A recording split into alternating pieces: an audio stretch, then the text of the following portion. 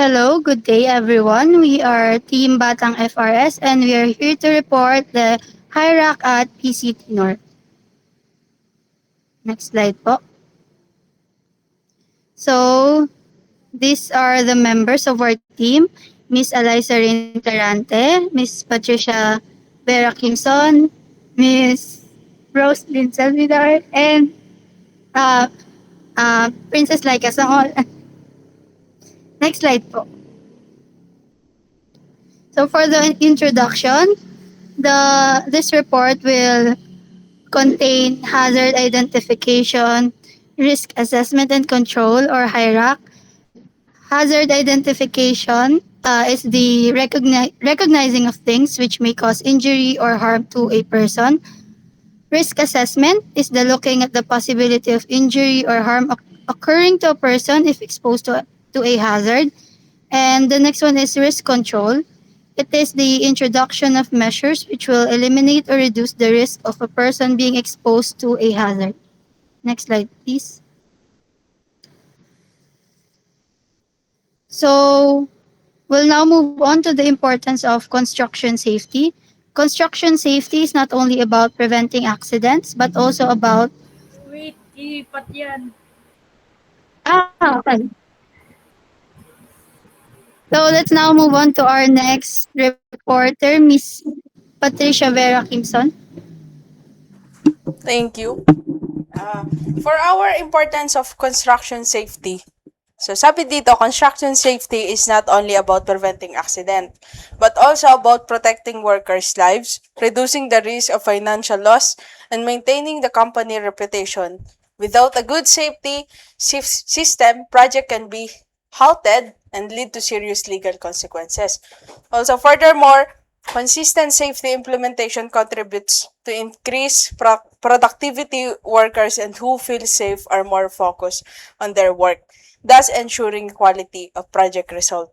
So, yung key ng importance ng safety is the number one uh,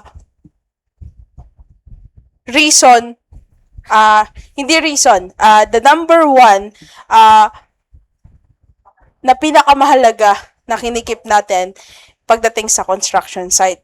Kasi sobrang halaga ng life as well as in everyday na work ng mga workers, safety must come first. And for our next slide, please. And for our table of explaining the hazard identification will be Miss Eliza Reinterante.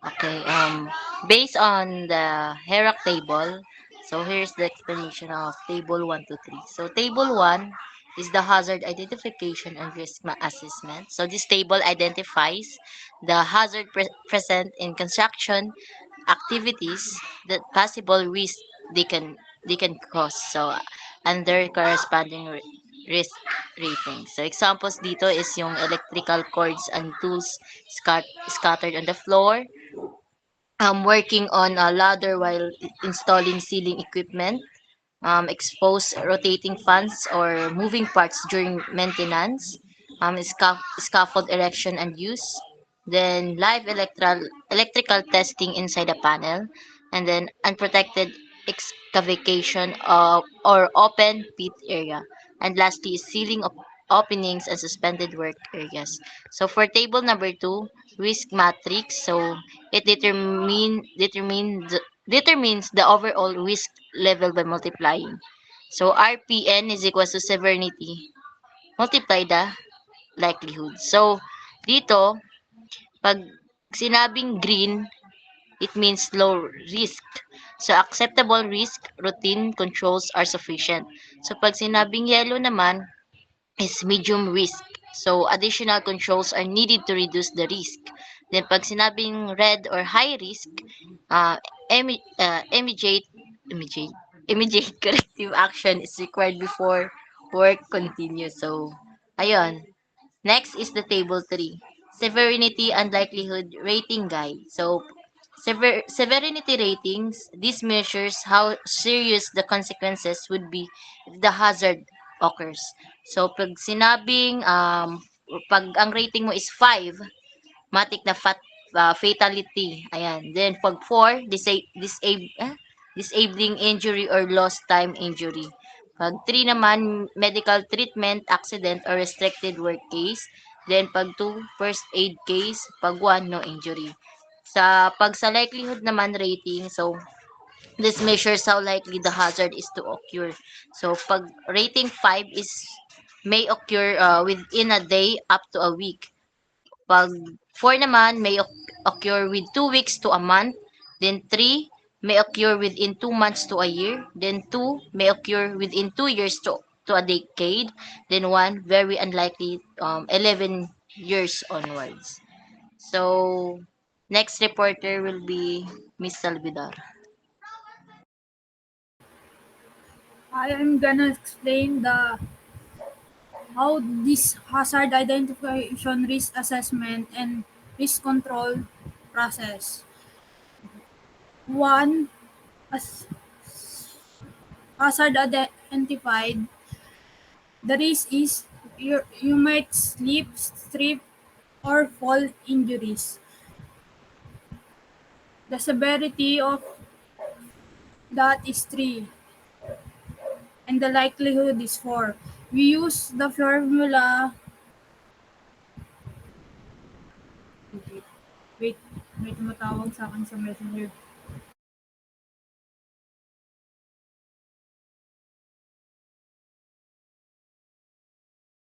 Okay. Continue ko na. We use a formula to determine how the risk priority number, and the risk level is how how how would you determine the level of risk to the workers or people around a construction site. Low risk are 1 to 4, 5 to 12 are medium risk, 13 to 25 are high risk. Sample number 1 are electrical cords and tools scattered on floor. This is a medium risk level. How to eliminate this is remove unnecessary cables from work area. Substitution are use cordless tools. The engineering are installed cable trays, cable covers. The admin would be the housekeeping inspection. The worker should use the PPEs like safety shoes or gloves. Item number 2 are working on ladder while installing ceiling equipment. The risks are falling from a height. Most commonly dito nangyayari to kapag kunyari nag-install ng thermostat, ng lights or yung mismong sasad kapag sa ducting. Kasi kailangan mong tumungtong or nasa ladder ka. Mas convenient kung ang gagamitin lang mga nasa scaffolding, may may hard hat, safety shoes, and harness na ginagamit. Ang severity is 4, likelihood na mag-come tong risk na to are 3. The risk priority number are 12. The risk level are medium. Kailangan nating eliminate is perform work from groundwork where possible. Substitution, use mobile work platform instead of ladder. Yung sinasabi ko nga na pwede kang mag-use ng platform instead ng mga ladder kasi mas high risk yung madisgrasya ka lalo na kapag walang nakaalalay sa worker na nasa ladder. Engineering, install fall protection system. Sa mga site, may minsang kung hindi net, Yung mga parang foam ini-install sa paligid kung nag-working at heights yung mga workers. Admin, working at height, permits and supervision. Ito dito pumapasok yung mga engineer, hindi basta-basta nakukuha yung mga permit kapag nag-work at height sa construction site. Kasi kailangan ng matinding supervision. It's either isa sa mga supervisor ng mechanical or dock ang nakabantay habang ginagawa ang mga trabaho sites. PPE, hard hat or safety shoes, and harness. Ito yung pinaka-important dito para kung sakali man, hindi man sinasabi natin, pag mahulog yung isang worker, hindi siya totally mahuhulog kasi may harness siyang suot. Item number 3, expose rotating fan, moving parts, or during maintenance. Ang risk dito, cuts, entanglement, injuries. Severity is 4, the likelihood is 2, the risk priority number is 8, risk level is medium. Di man to masyadong high risk, pero mostly sa site madaming yan, yung cuts, yung entanglement, meron yan kasi kalat ng mga cables. O kaya yung mga sabi dito sa atin, kasi we use formula ng risk priority number. Hindi naman siya high risk, pero kung sa totoong buhay, high risk siya. Madami diyang nadadapa, merong naano sa cable kasi may gumagamit ng mga yung mga ginagamit natin para sa extension, yung fans minsan hindi man sabihin natin diyan ka na hihiwa. Yung pag-install pa lang niyan napaka-delikado.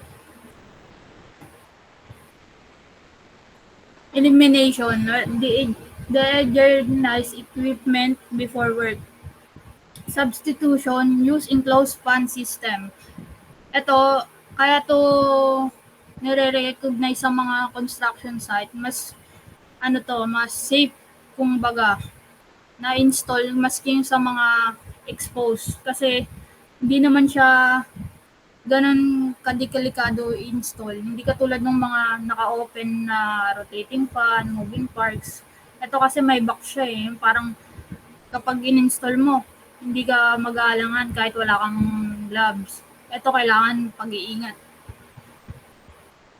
Engineering, install machine guards. Ito yung kapag kunyari yung sa rotating fan sa may gitna ng dock. Ito yung mostly may machine guards. Yan yung matatakal mo dyan kapag may machine guards. Mas protektado yung mga nag-i-install. Hindi ka lang basta makacuts. Admin, lookout or tagout. Ito, importante to kapag sa MDC UAQC, hindi mo basta-basta makukuha yan. Kailangan permado ka ng PIC tsaka ng MDC officer. Ang PPE kailangan dyan, gloves and goggles. Item number 4, scaffold and erection and use. Yung risk dito, fall from scaffold, structural collapse. Ang severity niyan is 5, likelihood is 3, risk priority number is 15, risk level high risk. Ito yung mostly talaga delikado. Kasi nasa heights ka, minsan hindi mo din malakas yung hangin, nasa labas ng mga workers nagtatrabaho, kaya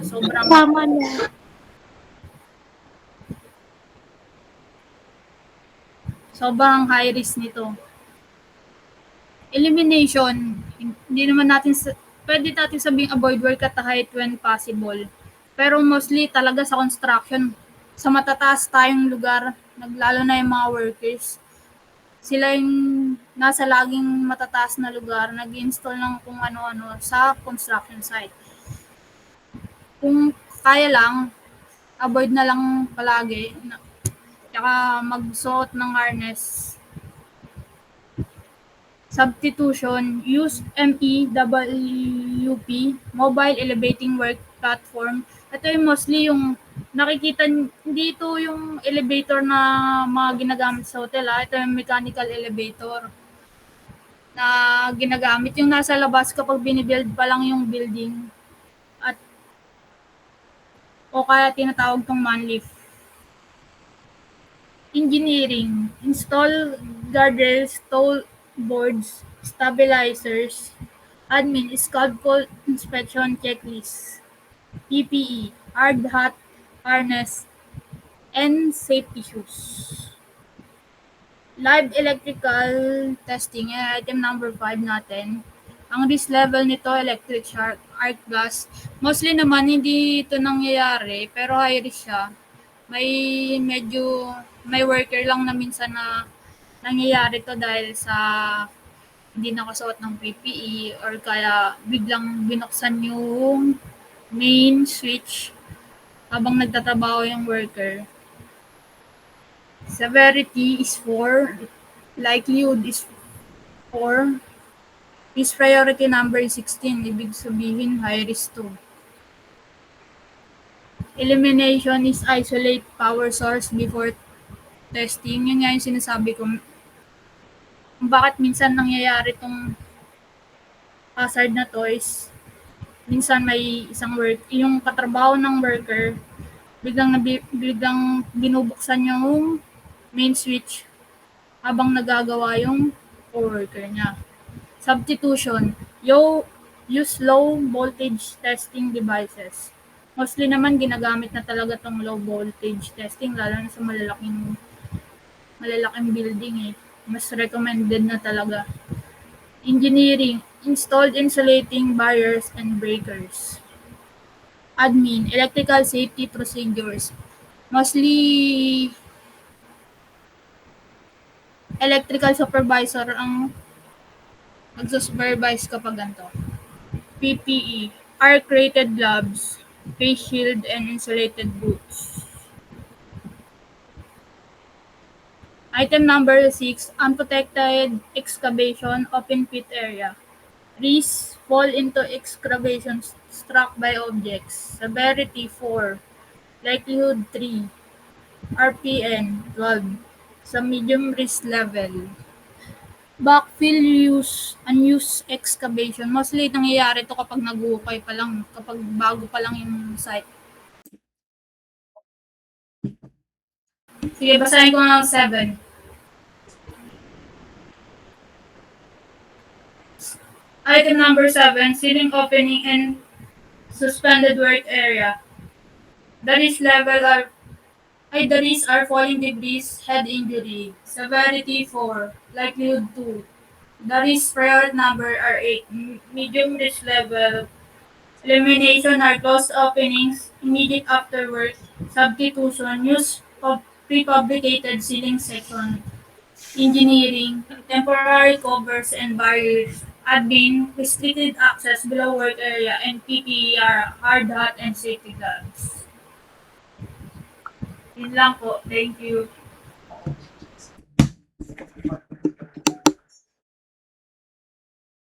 And that Finally,